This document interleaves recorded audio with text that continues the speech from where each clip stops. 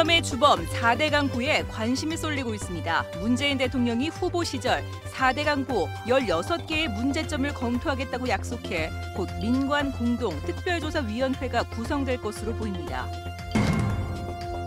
달성토성 복원 사업이 다시 주목받고 있습니다. 대구시의 대공원 개발 사업으로 달성공원 동물원이 옮겨가 제 모습을 회복할 가능성이 있습니다. 검찰 고위직의 좌천과 함께 윤석열 검사의 서울중앙지검장 임명으로 지역에서도 검찰이 술렁이고 있습니다. 검찰 개혁의 신호탄으로 여겨지고 있습니다. 때이른 더위가 이어지면서 기온이 큰 폭으로 올랐습니다. 대구와 경북에는 올 들어 처음으로 폭염주의보가 내려졌고 대구시는 대책을 내놓았습니다. 시청자 여러분 안녕하십니까? 대구 경북 소식 전해드립니다. 달성공원이라고 하면 흔히 동물원 정도로 알고 계실 텐데요. 달성은 기원 전부터 원형을 잃지 않고 이어져온 우리나라 유일한 토성으로 대구의 뿌리이자 중요한 문화재입니다. 대구시가 대구 대공원 개발 계획을 확정하면서 달성토성 복원 사업이 다시 주목받고 있는데요. 그동안 무책임한 행정 속에 외면받던 달성토성이 제 모습을 회복할 수 있을지 도성진 기자가 취재했습니다. 대구 시민들에게 단순 동물원으로 인식되고 있는 달성공원은 사실 깊은 역사와 의미를 간직하고 있습니다. 달성은 기원전 1세기부터 조상들의 삶의 터전을 이루어왔던 원형을 잃지 않은 유일한 토성입니다. 달구벌의 뿌리이자 중심이었던 상징의 공간은 일제시대 신사가 세워지며 유린당했고 이후 동물원이 들어서며 그 의미가 퇴색됐습니다. 2010년 국비 지원 대상에 선정돼 달성토성은 복원의 기회를 얻는 듯 했지만 무산됐습니다.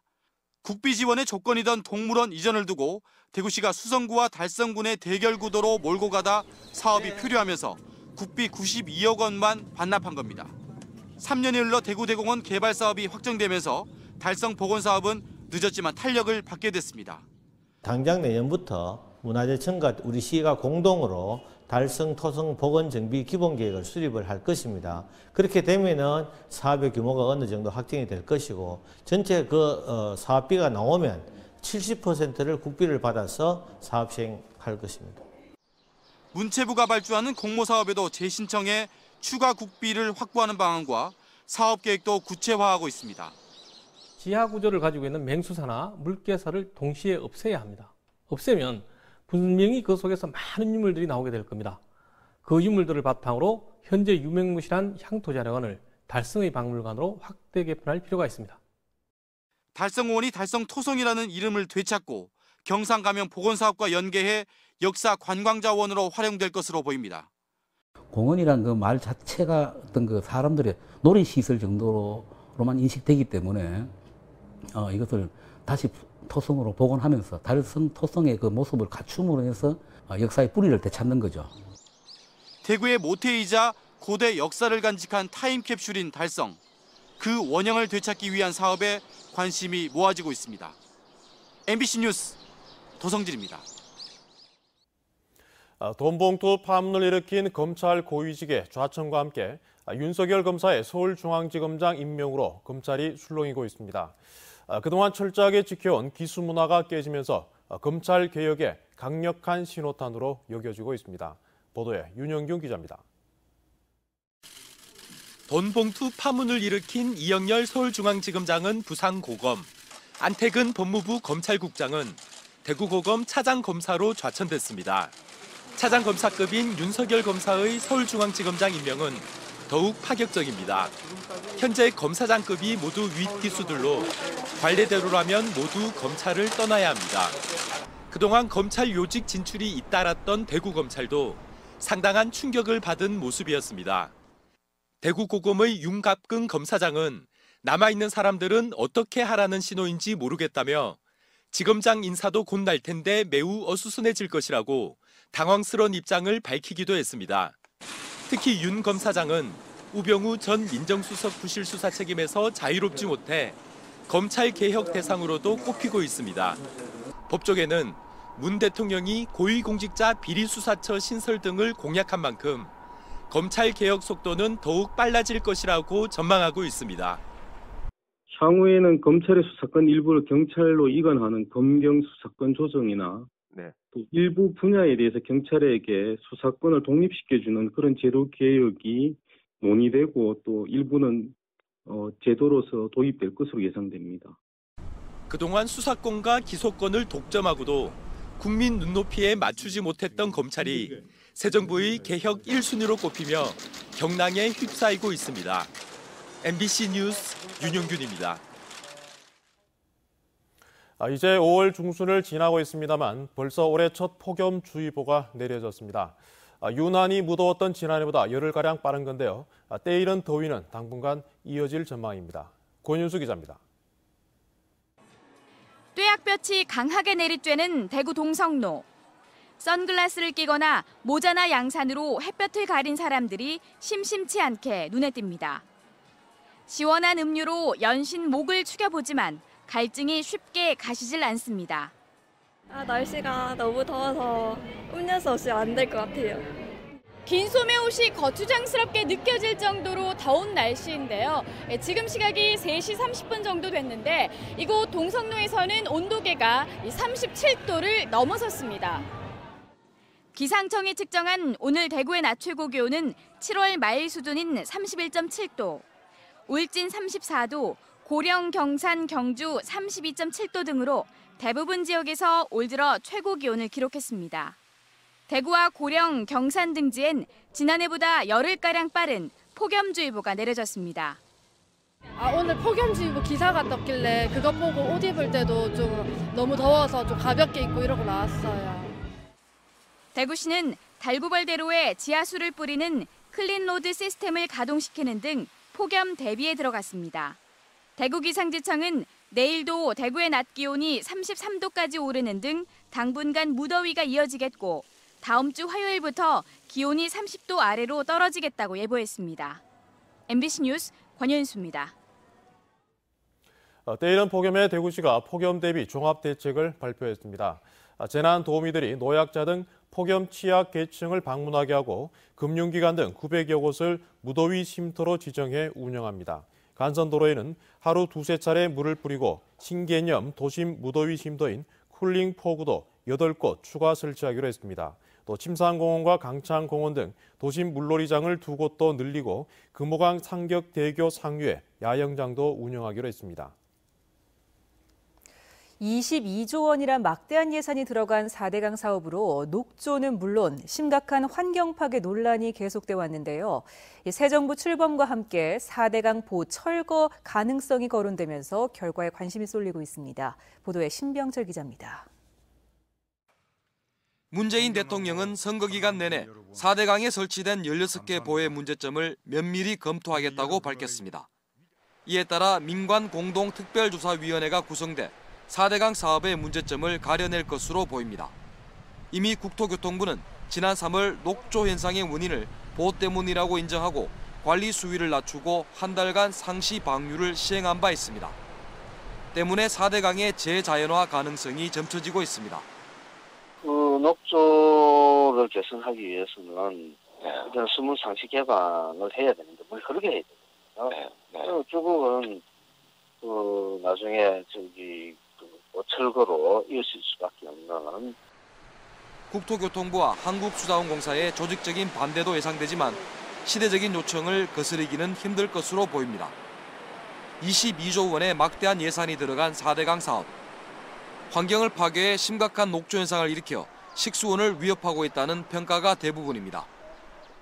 4대강 유역에 설치된 보를 유지 관리하는 데는 연간 수천억 원의 예산이 들어가고 있어 정부 재정에 큰 부담이 되고 있습니다. 전체 4대강 관리 비용으로는 지금 한 5천억에서 6천억 정도 우리는 추산하고 있거든요. 국토부는 그것도 2천억, 3천억밖에 안 된다 그러는데. 별다른 실익도 없는 4대강 보를 유지하면 할수록 엄청난 예산만 낭비할 수밖에 없습니다. 4대강 청문회를 통해서 4대강 사업을 강행한 이들에 대한 심판이 철저하게 좀 내려져야지 두 번 다시는 이런 사업이 실행되지 않으리라고 봅니다.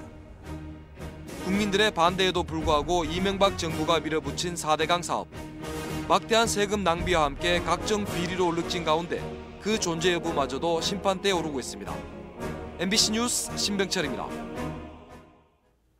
요즘 농촌 일손이 워낙 부족하다 보니 지자체가 인력 중개업소처럼 인부를 직접 구해주는 상황이 됐습니다. 농가는 저렴한 임금으로 인력을 공급받고 인부는 숙식을 해결할 수가 있어서 서로 만족도가 높다고 하는데요. 정동원 기자가 보도합니다. 의성에서 자두 솎아내기 작업을 하고 있는 인부들은 부산에서 왔습니다. 의성군이 작년 운영을 시작해 직영하고 있는 농촌 인력중개센터가 부산의 한 단체로부터 인력을 받아 농가에 연결해줬습니다. 일당은 6만 5천 원, 통상 7, 8만 원을 줘야 하지만 농촌 인력중개센터에서 인부들의 숙식을 해결해주기 때문에 가능합니다. 만 원만 해도 뭐 한 40명 분량이 있으면 40만 원 버는 거니까. 아침 저녁 식사와 숙박, 숙소에서 일터까지의 교통편, 농작업 재해보험까지 센터가 제공하고 농가는 인부들의 점심만 해결하면 됩니다. 인부들로서는 숙식이 무료로 해결되니까 기본이 일주일, 길게는 2, 3주 머물게 되고 농가로서도 저렴한 임금에 안정적인 인력을 공급받아 좋습니다. 노인네들 이런 데 오면 뭐 숙소 있고 뭐 재워주고 뭐 또 농가에도 다 좋으시고. 많은 인력을 확보하는 게 관건입니다. 의성군이 도시에 유휴 인력을 제공해줄 5개 단체와 관계를 맺고 지역 일손도 활용해 올해 6천 명을 공급할 계획을 갖고 있지만 전체 필요 인력의 절반도 안 되는 것으로 추정됩니다. 인근 도시라든지 그 일자리를 연계한 그런 단체들이 굉장히 많습니다. 저희들 직접 찾아가고 또 뭐 자주 교류를 해서 그 인력을 많이 확보를 하려고 그렇게 하고 있습니다. 의성군 농촌인력중개센터가 쓰는 비용은 연간 1억 원 정도. 노력도 들여야 하지만 투자 대비 효율이 높다는 평가를 받고 있습니다. MBC 뉴스 정동원입니다. 신용보증기금과 한국감정원, 한국산업단지공단 등 8개 공공기관들이 정부의 일자리 확대 정책이 확정되는 대로 지역 산업과 연계한 인재 채용 확대에 나설 것이라며 특히 청년 인턴은 체험형 인턴 방식에서 벗어나 결격 사유가 없으면 정규직으로 전환하는 채용형 인턴을 확대할 것이라고 밝혔습니다. 이들 공공기관의 최근 3년간 채용 규모는 정규직 152명, 청년 인턴 198명 등 모두 630명으로 전체 채용 규모의 20.4%를 지역 인재로 채용했습니다. 신라 천년고도 경주의 유적 가운데 경주 읍성은 고려시대부터 조선시대까지 이어져온 대표적인 유적입니다. 일제강점기에 심하게 훼손됐는데 경주시가 성벽 복원에 나서면서 새로운 관광 명소로 기대를 모으고 있습니다. 김명일 기자가 보도합니다. 고려시대 처음으로 축조된 이후 조선시대 수차례 다시 지어진 사적 96호 경주 읍성입니다. 일제강점기를 거치고 급격한 도시화로 성벽이 대부분 훼손됐는데 경주시가 2012년부터 경주 읍성 정비 복원 사업을 벌이고 있습니다. 600억 원의 사업비를 확보해 문화재 시굴 조사와 사유지 매입을 마쳤고 동쪽 성벽에 대한 1차 복원 공사는 오는 9월 완료될 예정입니다. 역사적 고증을 거쳐 조선시대 성벽의 모습을 그대로 재현했는데 읍성을 드나들었던 동쪽 관문인 향일문도 복원할 계획입니다. 경주 읍성이 완공되면 신라, 고려, 조선을 잇는 의미 깊은 역사문화 공간으로 자리매김하게 될 것입니다. 통일 신라시대 이후 경주는 지방 통치의 중심지로 기능했고 도시 방어를 위해 읍성은 중요한 역할을 했습니다. 이 읍성은 이 경주가 이 조선시대 아주 중요한 그 요충지, 그리고 큰 거업이었기 때문에 굉장히 그 참 읍성을 소중하게 이렇게 쌓고 관리해 왔었습니다. 경주시는 복원된 성벽에 경관 조명과 탐방로, 공연장 등을 조성하고 내년부터 북쪽 성벽도 복원 공사를 시작할 계획입니다. 경주 읍성이 복원되면서 경주는 신라에서 고려, 조선으로 이어지는 천년 역사 도시로 자리매김하고 있습니다. MBC 뉴스 김혁일입니다.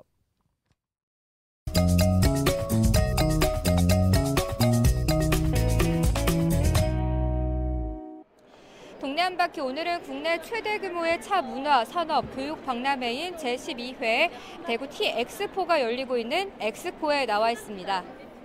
코리아 티아트 챔피언십이라고 그래서 경연대회를 좀 마련을 했습니다. 그래서 전국에 있는 차 단체들이 함께 와서 무대에서 발표 형식이 아니라 경연대회를 해서 수상을 해서 이제 하나의 또 차 그 프로그램과 컨텐츠와 브랜드를 개발하는데 일요일까지 열리는 전시회에서는 녹차, 홍차, 중국차, 일본차 등 고품질의 차와 닭이 등이 선보이고 한국과 중국 달의 체험, 티푸드 만들기와 블렌딩 티 체험 등 다양한 체험 행사도 같이 즐길 수 있습니다.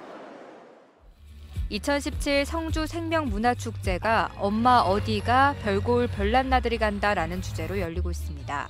일요일까지 성주 성박숲 일원에서 열리는 성주 생명문화축제에는 세종대왕 자퇴실 태봉암 퍼레이드와 태교 음악회, 해외 초청 공연당 축하 공연 등이 펼쳐집니다. 이 밖에 참외 반짝 경매 이벤트 등 명품 성주 참외를 알리기 위한 다채로운 프로그램도 마련되어 있습니다. 계명대학교 행소박물관에서는 개관 40주년을 기념하는 특별전이 열리고 있습니다. 7월 29일까지 이어지는 전시회에서는 행소박물관 40년의 역사를 조명할 수 있는 유물과 자료가 전시되고 특히 계명대학교 학예팀이 1980년대부터 발굴해온 고령 지산동 제32호분, 출토 대가야의 금동관과 갑오, 투구 등도 특별히 공개됩니다. 동네 한바퀴 이시정이었습니다. 대구문화방송이 보도한 대구 시내버스 기사 채용 비리와 관련해 시민단체가 채용 시스템 개선을 촉구하고 나섰습니다. 대구경실련은 대구의 한 시내버스 기사 채용 과정에 수백만 원을 주고받은 기사와 노조 간부, 브로커 등 8명이 입건됐고 지난달에는 기사 취업 알선을 미끼로 수천만 원을 받은 브로커가 입건되는 등 조직적인 채용 비리가 여전하다며 철저한 수사와 공공기관에 준하는 채용 절차를 마련해야 한다고 촉구했습니다.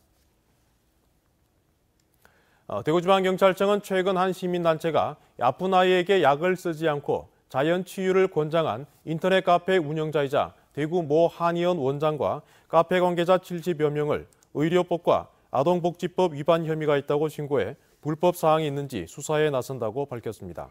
앞서 아동학대 방지 시민 모임은 화상에 뜨거운 물을 붓거나 아토피 피부는 햇볕을 쬐게 하라는 등의 방법은 아동들을 방치하거나 고통과 위험에 빠뜨린 학대라고 주장했습니다. 오늘 낮 12시 47분 봉화군 석포 면사무소 뒷산에서 불이 나 헬기 7대와 200여 명의 인력이 투입돼 오후 5시쯤 큰 불길이 잡혔습니다. 산림당국은 만일의 사태에 대비해 인근 주민들에게 대피하라는 문자와 대피 방송을 했는데 불길이 민가로 확산되지는 않았습니다. 오늘 새벽 4시 58분쯤에는 포항 운제산 오어지뚝 오른쪽 산에서 불이 나 임야 0.1헥타르를 태우고 3시간여 만에 꺼졌습니다. 건조한 날씨 속에 산불이 이어지면서 산불 조심 기간과 헬기 임차 기간 등을 유연하게 운영해 산불 진화에 효율적으로 대응해야 할 것으로 보입니다. 도내 대부분의 시군은 봄철 산불 조심 기간을 통상 11월 1일부터 이듬해 5월 15일까지로 정해 인력과 헬기를 배치하고 그 이후에는 철수시키고 있습니다. 이 때문에 오늘 포항 운제산 산불에는 포항시와 경주시의 임차 헬기가 아닌 울진과 경남 양산에 있는 산림청 헬기와 영천시가 임차한 헬기가 길게는 2시간 반 만에 현장에 투입됐습니다. 대구 경북 소식이었습니다.